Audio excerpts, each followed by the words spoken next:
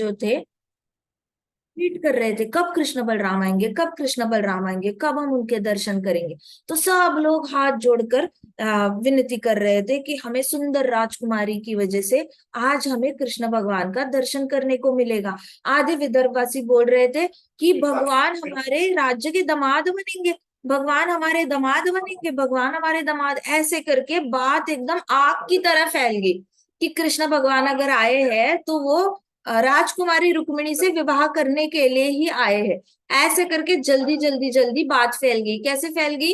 जैसे ही इसकी पीताम्बर की ऑर्डर गई थी, फिर सारे ये सारी तैयारी होने लग गई ना, तो सारी दासियों से बात विदर्भ के पूरे राज्य में फैल गई।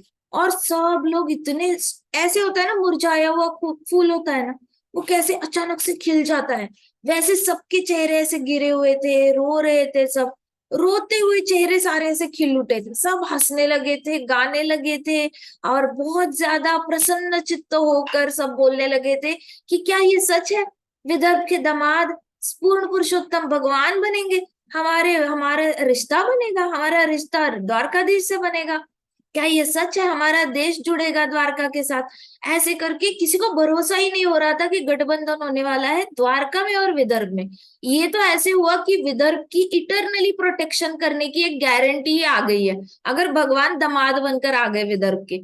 तो इसलिए द्वारकावासी तो और भी ज्यादा हैप्पी हो चुके थे। रुक्मी के नीचे वैसे भी कोई होप्स नहीं थी, रुक्मी ने वैसे भी राज्य दुर्योधन की तरह ही करना था, शिशुपाल की तरह, कंस की तरह बुरा ही राज्य करना था। जो अपनी बहन पे अन्याय कर सकता है ना, वो समाज पे अन्याय करेगा ही करेगा, ये गारंटीड है। जो अपनी माता को स्पेयर नहीं करता, जो अपनी बहन को स्पेयर नहीं करता, उसको क्या दूसरी औरतों का सम्मान होगा? वो तो दूसरी औरतों का, बाहर की दूसरों की माताओं का, दूसरों की बहनों का कभी सम्मान नहीं करेगा। तो अगर किसी लड़के में अगर लड़कियों का विवाह कराते हैं, तो अगर लड़कियों का विवाह करते वक्त माता पिता को जानना है लड़का कैसा है, तो सबसे पहले देखना चाहिए क्या लड़का इज्जत करता है अपनी माता का, क्या वो अपनी माँ के साथ ठीक से ढंग से बात करता है, क्या वो ऐसे मुंह तो नहीं मरोड़ता, माँ के साथ नाराज होके अचानक से साइड में होके बैठता तो नहीं है, क्या वो अपनी बहन के साथ ढंग से बात करता है। अगर वो अपने घर वालों घर में अपने घर की स्त्रियों से वो सही से बर्ताव कर रहा होगा, अगर वो बात करने में सही से बात कर रहा होगा, तो वो लड़का घर की लड़की को भी सुखी रखेगा, अपनी पत्नी को भी सुखी रखेगा। जो लड़का घर में ही अपनी बहन की और माता की रिस्पेक्ट नहीं करता, वो अपनी पत्नी का भी कुछ ध्यान से ढंग से ख्याल नहीं रख सकता। तो ये रुक्मी के अंदर ये क्वालिटीज थी। रुक्मी कहीं से भी एक अच्छे चरित्र वाला प्रिंस नहीं था, वो समाज के लिए, उसके राज्य के लिए ही कलंक था।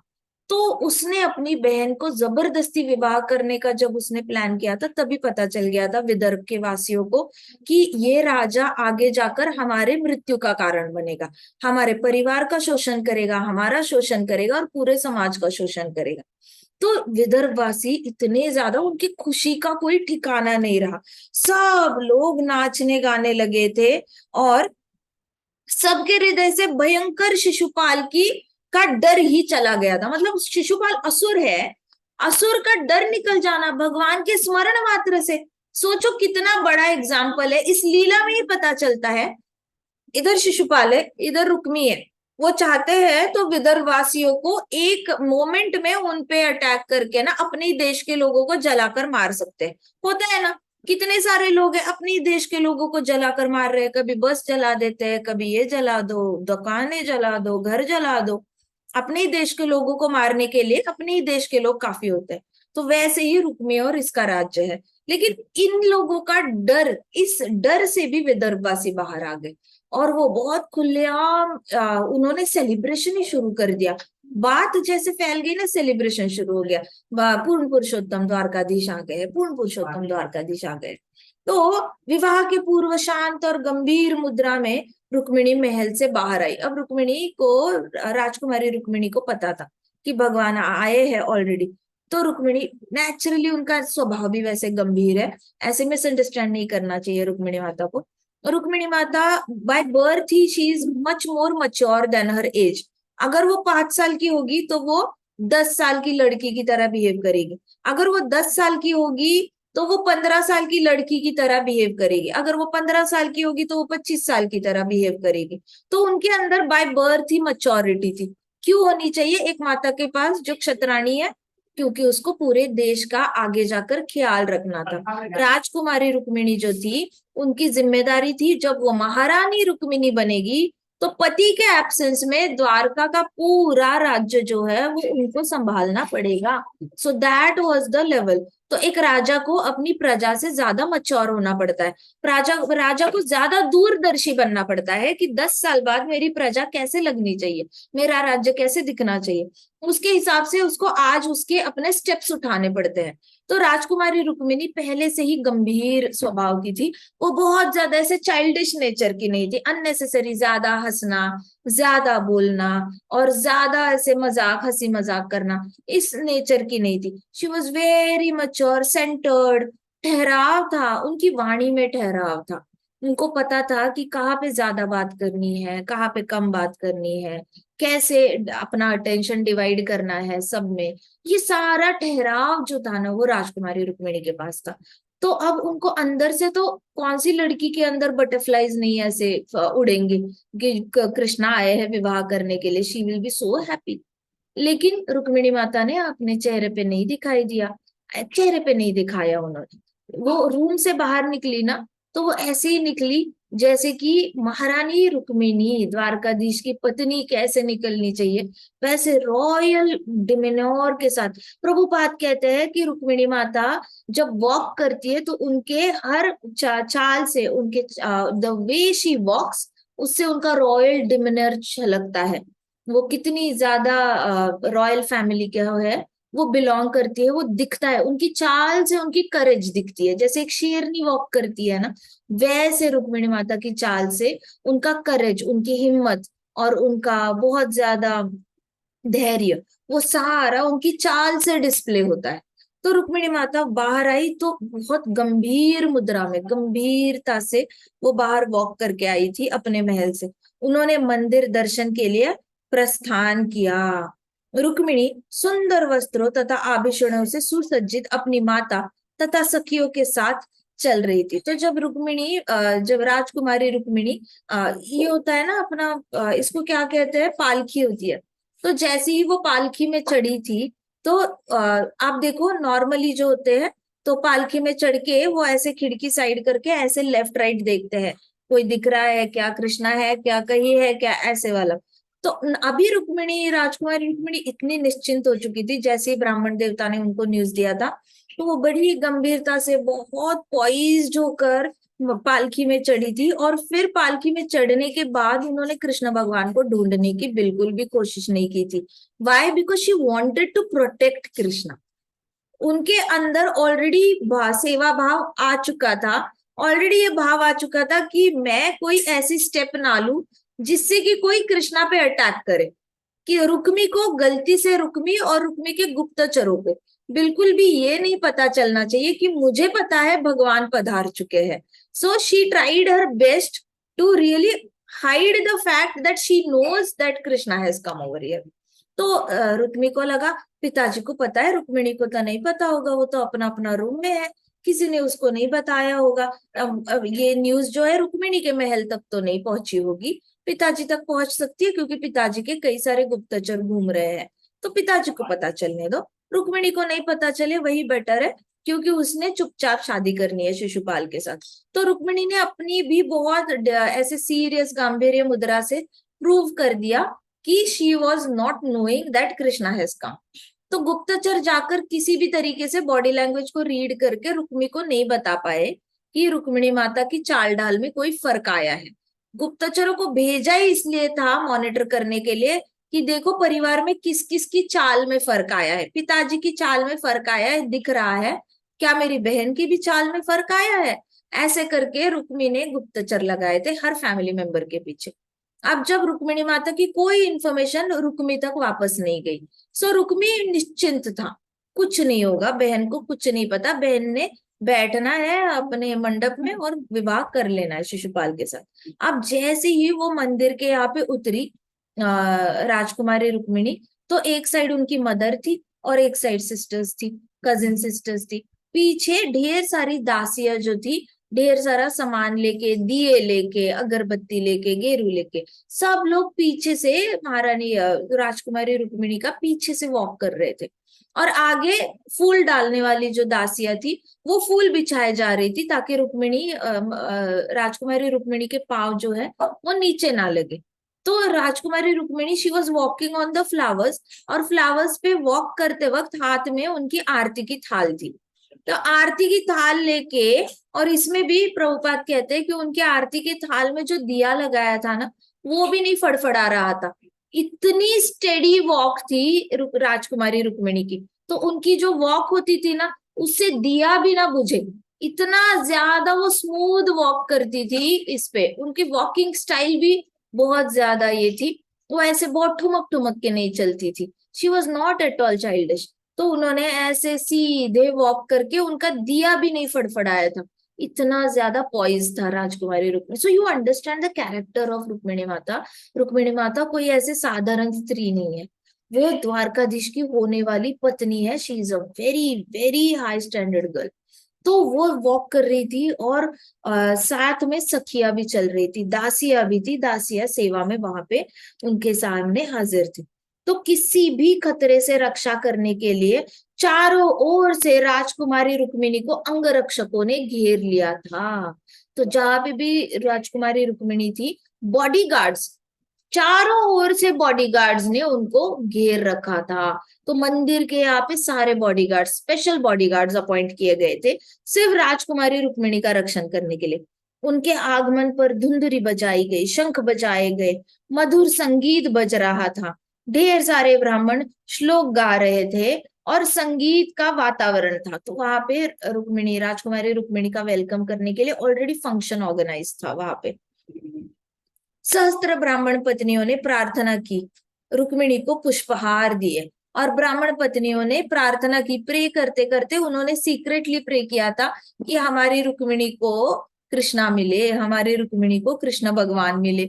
पता था शिशुपाल से विवाह होना है, लेकिन ब्राह्मण पत्नियां वर वेरी इंटेलिजेंट। ब्राह्मण पत्नियां पहले से ही कृष्ण भगवान की जो है वो डिवोटीज थी। ऐसा नहीं कि सिर्फ वहां की वृंदावन के साइड के गांव जो है वही की ब्राह्मण पत्नियां कृष्णा के भक्त थे, हर जगह के ब्राह्मण पत्नियां कृष्णा के भक्त थी।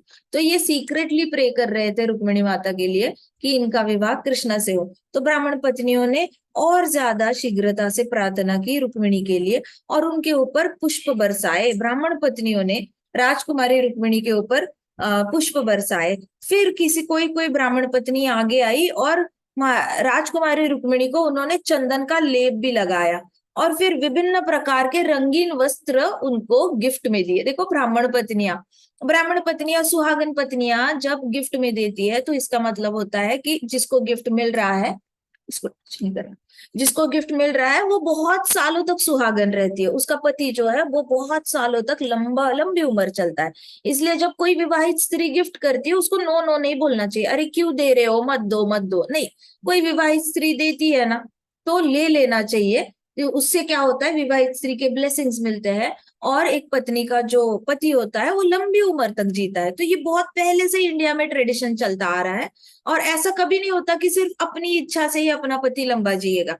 जितने ज्यादा लोगों से, इसलिए हर जगह आप देखो, तीज होता है, करवा चौथ होता है, और महाराष्ट्र में वट पूर्णिमा होती है, साउथ में और एक फंक्शन होते हैं। तो ये सारे फंक्शंस में सारी स्त्रियां इकट्ठे आके एक दूसरे के साथ ब्लेसिंग्स बांट रही होती है। वो कहती है कि तुम्हारा पति लंबा जिए, तुम्हारा पति लंबा जिए, तुम्हारा पति लंबा जिए, और ऐसे करके एक दूसरे को विश करती है। तो नेचुरली बाकियों के विशेष जो है उनको भी आ जाते हैं।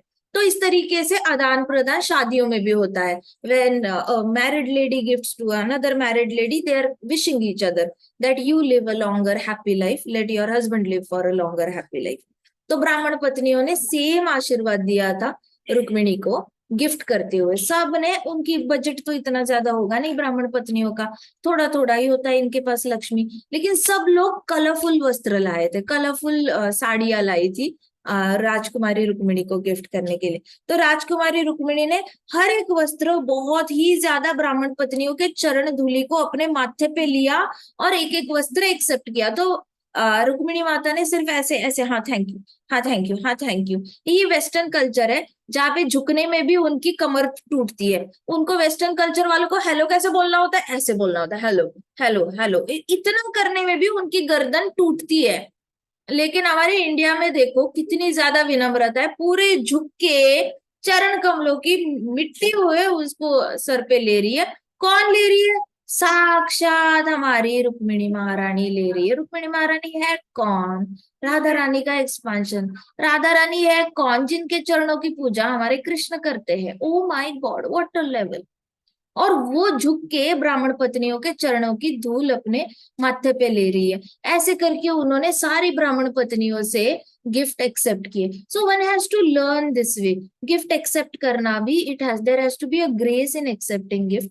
गिफ्ट को कभी बहुत ज्यादा इंसल्ट नहीं करना चाहिए। जैसे भी मिलता है भगवान की कृपा समझकर ले लेना चाहिए। और फिर जहां से गिफ्ट आया है उसके लिए प्रे करना चाहिए, खासकर उसके लिए भगवान के सामने जाकर उसका गिफ्ट रखना चाहिए और बोलना चाहिए कि हे भगवान, कृपा करके ये जो उपहार आया है ये स्वीकार करे, ये हम आपके चरणों में अर्पण करते हैं। और आप स्वीकार करोगे उसके बाद फिर पा लेना चाहिए। तो जैसे ही भगवान को अर्पण करते हो, जिसने गिफ्ट भेजा होता है ना, उसको भगवान की स्वीकृति प्राप्त होती है, उसको भगवान की शुद्ध भक्ति प्राप्त होती है। सिर्फ उसने दिया हुआ गिफ्ट भगवान को अर्पण करने से यहाँ से ट्रांजैक्शन भगवान का उसके हृदय के साथ होता है। उन दोनों का संबंध जल्दी बन जाता है। तो the best that you can do is to accept the gift very gracefully. कई सारे लोगों को आदत होती है, no no no no no no no no no no no, don't say no, don't say no. If it is coming, let that person get सुकृति of Krishna and let it go to them also. तो इस तरीके से रुक्मिणी माता ने स्वयं सिखाया था। ठीक है, खासकर सुहागन से आया हुआ गिफ्ट को कभी मना नहीं करना चाहिए। सुहागन तभी गिफ्ट करेगी जब खुश रहती है, वो खुशी, उसकी खुशी बांटना चाहती है तो बांट लेनी चाहिए। तो यहाँ पे सारी ब्राह्मण पत्नियों ने रुक्मिणी को रंगीन वस्त्र दान में दिए। और राजकुमारी रुक्मिणी ने झुक झुक के उनके चरण कमलों की धूल अपने माथे पे लेकर सारे जो विभिन्न प्रकार के जितने भी उपहार थे वो उन्होंने अपना लिए। रुक्मिणी ने उस दिन किसी अन्य को नहीं, अपितु मात्र कृष्ण को पति रूप में पाने के लिए प्रार्थना की। रुक्मिणी माता किसके टेम्पल गई थी? महालक्ष्मी के टेम्पल गई थी। तो वहां पे महालक्ष्मी था, इधर महादेव था। तो एक ही टेम्पल में महालक्ष्मी भी थी और महादेव, ऐसे करके दो दो डीटीज थी। तो रुक्मिणी माता ने दोनों को बहुत ज्यादा सिंसियरली प्रे किया था कि कृपा मुझे सिर्फ और सिर्फ कृष्ण भगवान ही पति रूप में चाहिए। ऐसे करके महालक्ष्मी को भी उन्होंने प्रे किया था और शिव जी को भी प्रे किया था। तो उन्होंने श्री मूर्ति को जल चढ़ाया, घी का दीपक लगाया, धूप चढ़ाई, वस्त्र चढ़ाए, हार चढ़ाए और कई सारे उपहार अर्पण किए। देखो, जब आप श्री मूर्ति का विग्रह की पूजा करते हो ना, विग्रह की पूजा में कुछ ध्यान रखने होते हैं, कुछ कुछ चीजें ऑफर करनी होती है। ऐसा नहीं कि वो लोग हमें मांगते हैं, लेकिन जैसे जैसे आप एक एक चीज चढ़ाते हो ना, आपका जो हृदय का शुद्धिकरण होता है वो ज्यादा होने लगता है। और प्लस आपको एक्सेप्टेंस भी आ जाता है कि मैं इनसे मांग रही हूँ, लेकिन देना ना देना इनकी मर्जी है। इन्होंने अगर दिया तो भी स्वीकार, नहीं दिया तो भी स्वीकार। इसलिए कहा जाता है जब भी आप भगवान को जल चढ़ाते हो और फिर घी का दिया चढ़ाते हो, दिया तो वैसे भी दिया की बाती हमेशा जलती रहती है, जलती रहती है। दिया की बाती जलकर सिखाती क्या है कि आप मांगो जो मांगना है, लेकिन मेरे जैसे जलने की आप अपने अंदर करेज भी रखो, हिम्मत भी रखो कि आपको भगवान को अपने आप को अगर अर्पण करना है तो जलने की भी हिम्मत होनी चाहिए। कहीं ना कहीं आपकी इच्छाओं को त्यागने की भी आपके अंदर हिम्मत होनी चाहिए। जैसे ही आप किसी भी भगवान को अप्रोच करते हो तो कुछ ना कुछ पाने के लिए आपको कुछ ना कुछ खोने की तैयारी तो रखनी चाहिए। हे भगवान मुझे फर्स्ट रैंक दे दो, अगर फर्स्ट रैंक चाहिए तो तैयारी रखो। टीवी देखने का टाइम त्यागना है, वीडियो देखने का टाइम त्यागना है, दोस्तों के साथ बातें करने का टाइम त्यागना पड़ेगा, खेलने का टाइम त्यागना पड़ेगा, ज्यादा सोने का टाइम त्यागना पड़ेगा। तो त्याग की मूर्ति बनने की तैयारी होनी चाहिए। त्याग की मूर्ति कौन होती है? हमारे जो दिए की बाती होती है वो दिखाती है। मांगते वक्त तो हम बड़े खुशी से मांगते हैं, क्या क्या त्याग करना पड़ेगा। ये घी का दिया हमें सिखाता है। घी होता तो बड़ा अच्छा है, दिया जलता है, लेकिन घी से जब भगवान को प्रकाश दे रहा होता है तो ऐसे करके जब भी आप भगवान को कुछ मांगने जाते हो, ये अर्पित करके आपके अंदर एक्सेप्टेंस भी आती है। मिला तो ठीक है, नहीं मिला तो भी ठीक है। तो श्री मूर्ति को जल चढ़ाया उन्होंने, घी का दीपक भी चढ़ाया, और धूप अगरबत्ती भी चढ़ाई, वस्त्र भी चढ़ाए, और कई सारे उपहार भी गिफ्ट में दिए। तो आपने मांगते हुए खाली हाथ नहीं मांगना चाहिए, बिल्कुल ही ऐसे ये नहीं बन के जाना है, बहुत ढीठ बन के नहीं जाना है, मैंने तुम्हें कुछ देना नहीं है, तुम ही मुझे दे दो, मैं तो तुम्हें कुछ नहीं दूंगा, तुम ही मुझे दे दो, मैं क्या होता हूँ, मैं कौन होता हूँ तुम्हें देने वाला, तुम्हारे पास भगवान तो बहुत कुछ है, मेरे पास तो कुछ भी नहीं है, इसलिए मैं कुछ नहीं दूंगा, तुम बस मुझे देते जाओ। You can't act so selfish, give something at least. हमारे महाराज कहते थे, सन्यासी से मिलने जाते हो एटलीस्ट नारियल लेके तो जाओ, आप उसके नीचे वो जो पत्ता होता है वो तो लेके जाओ, उसके ऊपर सुपारी तो रखो, कुछ तो दे दो, ऐसे कैसे 1 रुपया तो चढ़ाओ। आप सन्यासी से मिलने जाते हो, खाली हाथ कैसे मिल सकते हो, कुछ तो देना बनता है, 1 रुपया चढ़ाओ तो भी काफी है। तो महाराज वो strictly against visiting anybody without giving them anything. तो ना मंदिर में विजिट करना है, ना किसी को विजिट कर रहे हो, ऐसे खाली हाथ तो विजिट नहीं करना है। तो यहाँ पे रुक्मिणी माता ने बहुत सारी चीजें उपहार में दी अर्च विग्रहों को, और उन्होंने अपने कुल देवतों को उपहार में दिया। उन्होंने फल चढ़ाया, गन्ना भी चढ़ाया, पान चढ़ाए, कई सारे मसाले चढ़ाए, घी से बने हुए विभिन्न पदार्थ चढ़ाए। राजकुमारी रुक्मिणी ने अपने हाथ से कुछ ना कुछ व्यंजन अपने कुल देवता के लिए बनाए थे, तो अपने हाथ से बनाए हुए व्यंजन भी चढ़ाए। आजकल कैसे होता है ना, लोग मार्केट से पैकेट खरीद के लाते हैं और थाल में चढ़ा देते हैं। ये सारे काम करने की थोड़ी सी कम कोशिश करना, अपने हाथ से एक भी डिश बन जाए तो बहुत है, एक डिश तो चढ़ानी चाहिए अपने कुल देवता को। तो उन्होंने अपने हाथ से बने हुए व्यंजन भी भगवान को चढ़ाए। मक्खन से बनी हुई पूरियां चढ़ाई। देखो मक्खन मक्खन कढ़ाई में डालो घी बन जाता है, तो that is the freshest ghee that you can have. तो मक्खन से बनी हुई पूरियां चढ़ाई थी उन्होंने, और कचौरी भी मक्खन में तली थी। हम तो घी में तलते हैं, वहां पे तो मक्खन से फ्रेश घी बन रहा है, उसमें घी और ये तला जा रहा है, पूरी और कचौरी। ये अर्पित किया राजकुमारी रुक्मिणी ने। इसके पश्चात स्त्रियों ने व्यंजन प्रसाद के रूप में रुक्मिणी को दिए। देखो देखने वाली बात है, Rukmini was not very happy to marry Shishupal, ये सीधे दिख रहा है, Rukmini was very very sad. But Rukmini को ये पता था विवाह से पहले मुझे कुल देवता के दर्शन करने पड़ेंगे, तो मुझे कुल देवता के लिए कुछ बनाना चाहिए। आप जब भी सैड हो ना, उसका गुस्सा भगवान पे नहीं निकालना चाहिए। मैं आज सैड हूं, मैंने नहीं भोग लगाना। मैं आज सैड हूं, मैंने नहीं नहलाना भगवान को, मैंने नहीं उठाना, मैंने नहीं सुलाना, मैंने नहीं पूजा करनी, मैं सैड हूं, मैं सैड हूं, मैंने नहीं जाप करना। ये कौन सी कंडीशन लगा के रखे हो। यहाँ पे रुक्मिणी की लाइफ पूरी तरह खत्म होने वाली थी शिशुपाल से विवाह करके। भाई भी साथ नहीं दे रहा है, नया होने वाला पति भी वायलेंट है, बहुत खराब है, उसने कोई टेक केयर नहीं करना। तो रुक्मिणी की, राजकुमारी रुक्मिणी की पूरी लाइफ बर्बाद होनी थी, एंड स्टिल उन्होंने गुस्सा नहीं निकाला कुल देवता पे। उन्होंने अपने हाथ से व्यंजन बना के रखे थे, और अपने कुल देवता को, महालक्ष्मी को, शिव जी को वो ऑफर करने गई थी। Learn learn from these things कि sadness should never never overcome devotional service. Sadness यहाँ आती है और डिवोशनल सर्विस यहाँ आती है, इसका कोई कंपैरिजन ही नहीं है। तमोगुण में, जो तमोगुण में और रजोगुण में होते हैं, वो हमेशा सैड सैड रहते हैं। भक्ति रजोगुण और तमोगुण के परे है, इसके परे है। इसका मतलब भगवान की भक्ति, किसी भी भगवान की पूजा जो है, वो रजोगुण और तमोगुण के डेफिनेटली परे है। मानो किसी और देवता की पूजा कर रहे हो तो वो सत्व गुण में आएगा, लेकिन फिर भी सत्व गुण रजोगुण और तमोगुण के ऊपर है ना, तो you need to give up that, you can not stay in रजोगुण एंड तमोगुणा फॉर लॉन्गर टाइम।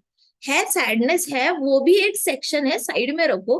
गाड़ी पार्क करके रखते हो वैसे साइड रखो। मंदिर जाना है, अपने हाथों से कुछ ना कुछ चढ़ाना है, वो इस दोनों को मिक्स नहीं करना है, इसको कंटिन्यू करना है। मैंने खासकर जम्मू में ये कल्चर बहुत देखा है कि जम्मू की जितनी भी औरतें होती है, इतना तकलीफ हो रही होती है उनके, कभी घर संसार में तकलीफ है, कभी शरीर में तकलीफें हो रही है, कभी कुछ ना कुछ प्रॉब्लम है, बच्चों के साथ प्रॉब्लम है, बड़ों के साथ प्रॉब्लम है, आस पड़ोस के साथ, दोस्तों के साथ उनको प्रॉब्लम है, कुछ भी प्रॉब्लम है। इन्होंने एक दिन नहीं छोड़ना जो वो माता के मंदिर दर्शन करने नहीं जाती। इन्होंने ये दो चीजें मिक्स नहीं करती है लोग।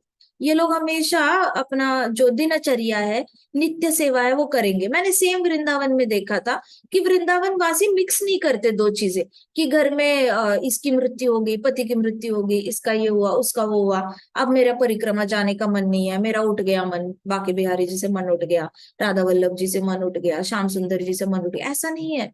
अभी वहां पे किसी का किसी की मृत्यु को उन्होंने अग्नि दी होगी, उसी रात को ये लोग परिक्रमा निकल गए होंगे, इनके दुख ये परिक्रमा में जाकर ये करते हैं। तो हर जगह नित्य सेवा हो रही है, कोई भी अपनी नित्य सेवा पे अपने दुखों का ये नहीं डाल रहे। कहाँ से आ रहा है ये? रुक्मिणी। रुक्मिणी माता has taught us from her own example.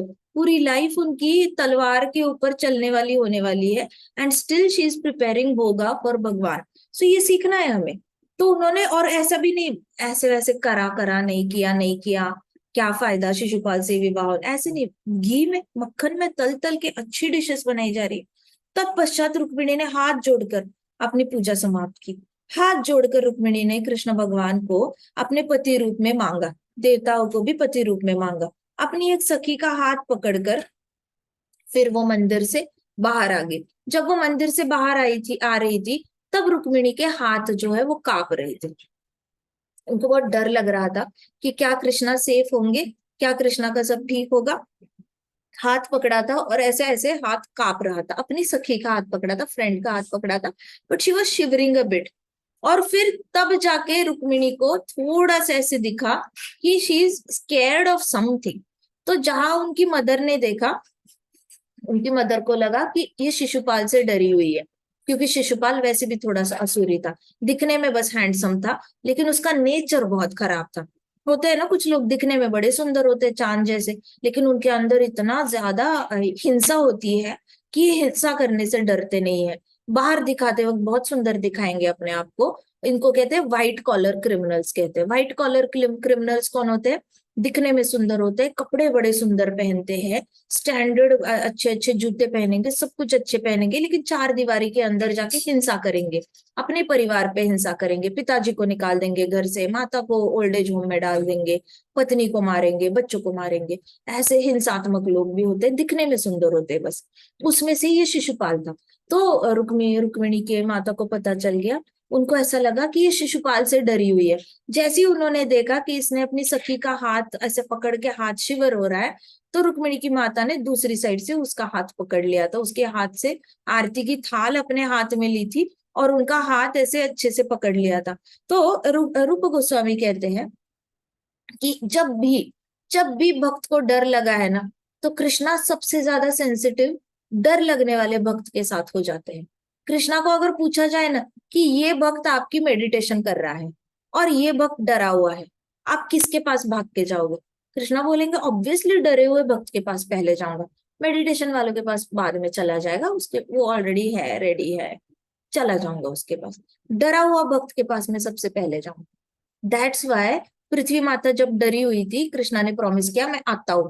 जब कंस के नीचे के सारे ऋषिगण डरे हुए थे, कृष्णा जल्दी से आए वृंदावन से। डरे हुए लोगों के पास कृष्णा भाग के चले जाते हैं। कृष्णा को बहुत बुरा लगता है भक्त जब डरता है तो अब भी रुक्मिणी डर गई थी। सो जैसे ही डर गई, कृष्णा ने तो प्रकट होना ही होना है। विवाह में आए हुए सभी राजकुमार रुक्मिणी को देखने के लिए तरस गए थे। सारे जो राजकुमार थे, वो राजकुमारी रुक्मिणी को देखने के लिए तरस गए थे। उन्होंने मंदिर के बाहर आकर, वहां पे जो आर्मी खड़ी थी ना, सेना खड़ी थी ना, मंदिर को चिपक के खड़ी थी, जितने भी कमांडोज थे रुक्मिणी का रक्षण करने के लिए, उसके पीछे जाकर पत्थर के ऊपर खड़े होके वो ऐसे करके रुक्मिणी का दर्शन करने के लिए, अब होनी तो है नहीं उनकी, चलो देख ही लेते हैं कैसी दिखेगी। इसलिए सारे राजकुमार रुक्मिणी का दर्शन करने के लिए तरस गए थे और मंदिर के बाहर प्रतीक्षा कर रहे थे। सब लाइन लगाकर खड़े थे कि अभी बाहर आएंगी तो दर्शन होगा, बाहर आएंगे, जाते हुए तो पीठ का दर्शन हुआ, कैसे दिखेंगी, बाहर आते आते दर्शन होंगे पक्का। तो उनको बस एक ग्लिम्स चाहिए था कि गेट से बाहर निकली और पालकी में बैठी, उतने में बैठते बैठते राजकुमारी का दर्शन हो गया, तो मान लो हमारा बेड़ा पार हो गया। ऐसे करके सारे राजकुमार वेट कर रहे थे, प्रतीक्षा कर रहे थे राजकुमारी रुक्मिणी की। और ढेर सारे राजकुमार वहां पे प्रतीक्षा कर रहे थे। उन्होंने अपने जीवन में इतनी सुंदर नारी कभी देखी नहीं थी। उन्होंने अपने सपने में भी सोचा नहीं था कि कोई इतना सुंदर हो सकता है। इसलिए बहुत ज्यादा राजकुमारों की भीड़ लगी हुई थी राजकुमारी रुक्मिणी को देखने के लिए। राजकुमारी रुक्मिणी की कमर अत्यंत पतली थी और आयु बस 13-14 वर्ष की थी। सिर्फ 13 to 14 ईयर्स की लड़की थी राजकुमारी रुक्मिणी। 13-14 से ज्यादा नहीं थी उनकी उम्र, और कमर बड़ी पतली थी। उनके नयन आगे पीछे अब घूमने लगे थे। अब पहली बार रुक्मिणी को देखा, किसी ने अनस्टेबल देखा था उनको। उनके अभी मंदिर से बाहर आते आते ना अब वो ढूंढने लगी थी कृष्णा कहाँ है, कृष्णा कहाँ है। तो उनके आईबॉल्स जो है अब भी जाके डिस्टर्ब लग रहे थे। राधा रानी के तो हमेशा ही डिस्टर्ब रहते हैं, राधा रानी की आंखें तो हमेशा ही डिस्टर्ब रहती है, वो चाहे कृष्णा के साथ हो ना हो। She is constantly thinking thinking and thinking कि कैसे कृष्णा को हैप्पी करूं। यहाँ पे राजकुमारी रुक्मिणी पहली बार वो अपना डिमिनर खो बैठी। वो जो डीटीज थे, डीटीज से लेकर गेट तक, अब उनकी आंखें बड़ी चंचल हो गई थी और वो अपने काले नयनों से आगे पीछे देखने लग गई थी। वो ऐसे करके हर तरफ ऐसे करके देखने लगी थी, आंखों से भी देखने लग गई थी, कहाँ है श्याम सुंदर, कहाँ है। जब वे एक भोली भाली बालिका की भांति अत्यंत सरलता से मुस्कुराती थी, उनके दांत कमल के समान प्रतीत होते थे। बड़ी इनोसेंट की तरह जब वो स्माइल करती थी, उनके दांत जो थे वो इक्वल लेवल में एक ही हाइट के दिख जाते थे। और उसकी वजह से बहुत सारे, उनकी स्माइल बहुत पॉपुलर थी, तो उसकी वजह से सारे राजकुमार वहां पे वेट कर रहे थे कि कब रुक्मिणी स्माइल करेगी और हमें उनके दांत देखने को मिलेंगे। पैरों में उन्होंने रत्न जड़ित नुपुर पहने थे जो मंद स्वर में बज रहे थे। तो राजकुमारी रुक्मिणी का वॉक बहुत ज्यादा ऐसे हल्का हल्का है, वो ऐसे थप थप थप थप करके, वैसे भी लड़कियों ने थप थप करके चलना नहीं होता, किसी ने भी नहीं चलना चाहिए, पृथ्वी माता का वो इंसल्ट होता है। तो चलते वक्त हमेशा ऐसे चलना चाहिए कि आपके नंगे पाँव की आवाज ना आए, नंगे पाँव की आवाजें कभी आनी ही नहीं चाहिए। आप अगर स्लीपर पहनते हो तो घिस के नहीं चलना चाहिए कभी भी। चप्पल पहनते हो तो भी पाँव घिस घिस के नहीं चलना चाहिए, पृथ्वी माता के ऊपर ऐसे नहीं करना चाहिए, हल्के से अपने चरण रखने चाहिए जिससे कि पाँव की थप थप की आवाज नहीं आनी चाहिए। तो ये लड़कियों को पहले जमाने से ही हमारा वैष्णव सदाचार है उसमें भी बताया गया है कि कभी भी ऐसे वॉक नहीं करना चाहिए। तो रुक्मिणी माता जब वॉक करती थी तो उनके चरण पाँव में जो पायल है ना उसकी भी जोर से आवाज नहीं आती थी, वो इतनी ज्यादा सॉफ्टली वॉक करती थी। तो उनके रत्न जड़ित नुपुर जो पहने थे उनमें से हल्की हल्की आवाज आती थी, मंद स्वर में वो बजते बजते थे। तो वे आशा कर रही थी कि कृष्ण किसी भी क्षण आ जाए और उनको लेके चले जाए। मंद गति से वो चल रही थी, अब तो उन्होंने अपना स्पीड और भी स्लो कर दिया था, इतना ज्यादा स्लो कर दिया था कि कृष्ण कभी भी आ सकते हैं, मैं कृष्णा को थोड़ा सा एक्स्ट्रा टाइम दे देती हूँ, अभी तक तो नहीं आए, तो let me walk even more slow. तो वे अपने बाएं हाथ की उंगली का आभूषण ठीक करने लगी। तो उन्होंने क्या किया, अपना बायां हाथ जो था उसमें जो ज्वेलरी पहनी होती है ना, तो उन्होंने वॉक करते करते ऐसे करके अपने रिंग्स को फिक्स करना शुरू किया, फिर ऐसे करके यहाँ पे ऐसे फिक्स करना शुरू किया, फिर उन्होंने अपना जो दुपट्टा था वो दुपट्टा ऐसे पकड़ा और दुपट्टे को ऐसे फिक्स करना शुरू किया, वहां पे धागे निकले हैं, ऐसे करके उन्होंने क्या किया, टाइम वेस्ट करना शुरू किया कि कृष्णा आए कृष्णा आए। तो she was started walking even more slowly. तो सब लोग देख रहे हैं कि कब आएगी बाहर राजकुमारी रुक्मिणी, कब आएगी। वहां पे सारा अपना हृदय हृदय को थामे बैठे थे बाहर के राजकुमार, देवर एक एक ब्रेथ रोक के बैठे थे कि कब हमें राजकुमारी रुक्मिणी के दर्शन होंगे। और अंदर रुक्मिणी माता अभी तक बहुत ही स्लो वॉक किए जा रही है, कभी अपने आभूषणों को ठीक कर रही है तो कभी अपने वस्त्रों को ठीक कर रही है। और वो कृष्ण के लिए she was just cutting the time, कहते हैं ना कि टाइम को कट करना कैसे, वैसे वैसे टाइम कट कर रही थी वॉक करते करते। अनेक राजकुमार मंदिर से बाहर अति सुंदरी रुक्मिणी को देखने के लिए मार्ग में प्रतीक्षा कर रहे थे और सोच रहे थे कि ऐसा क्या हुआ जो इतना समय लग रहा है। तो अचानक उन्होंने राजकुमारी के बीच कृष्ण को भी खड़े हुए देखा। अचानक कृष्ण प्रकट ही हो गए कृष्णा वॉक करके नहीं आए थे, कृष्णा भाग के नहीं आए थे, कृष्णा उड़ के भी नहीं आए थे, कृष्णा है सडनली प्रकट हुए थे वहां पे, अदृश्य, there was nothing around and Krishna अचानक से प्रकट हुए थे। तो हुआ क्या कि राजकुमार ऐसे सारे राजकुमार बाहर से ऐसे देख रहे हैं अब आएगी अब आएगी, और दिखता क्या है, कृष्ण भगवान दिख जाते हैं। रुक्मिणी को देखना था लेकिन दिखा कौन, कृष्णा। सो कृष्णा ने क्या किया, विजन ही ब्लॉक कर दी सबकी कि अब करो, कोशिश करो मेरी होने वाली पत्नी को देखने की, मैं देखता हूँ आपकी आंखें कैसी पड़ेंगी मेरी पत्नी पे। तो कृष्णा ने सबकी विजन ब्लॉक कर दी, सबके सामने आके अब जो भी राजकुमारी रुक्मिणी को देखने की कोशिश करे ना, हर एक एंगल से देखने की, उनको हर जगह ऐसे लग रहा था जैसे कृष्ण उनको देख रहे थे। सो कृष्णा ने सबकी नजर में वो ब्लॉक कर दिया था।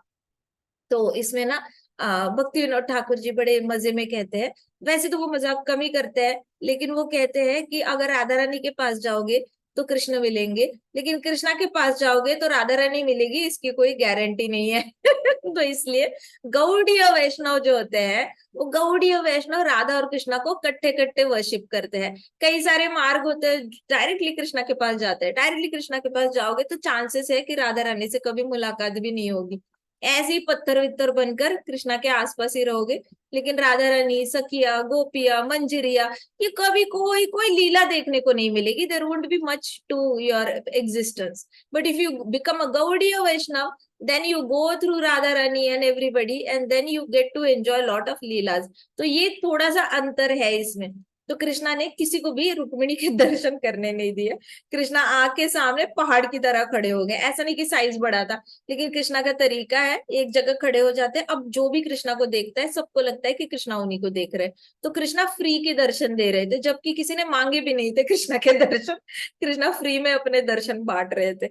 आगे की कथा हम कल करते हैं। ग्रंथराज श्रीमद् भागवतम की जय, शिल प्रभुपाद की जय, श्री श्री राधा श्याम सुंदर की जय, श्री श्री कृष्ण बलराम की जय, वृंदावन धाम की जय, समस्त भक्त वृंद की जय। हरे कृष्णा, हरे कृष्णा, कृष्णा कृष्णा कृष्ण कृष्णा हरे हरे हरे हरे हरे राम, हरे राम, राम राम हरे हरे। हरे हरे कृष्ण महासंकीर्तन यज्ञ की जय। हरे कृष्णा माता जी, गुड नाइट।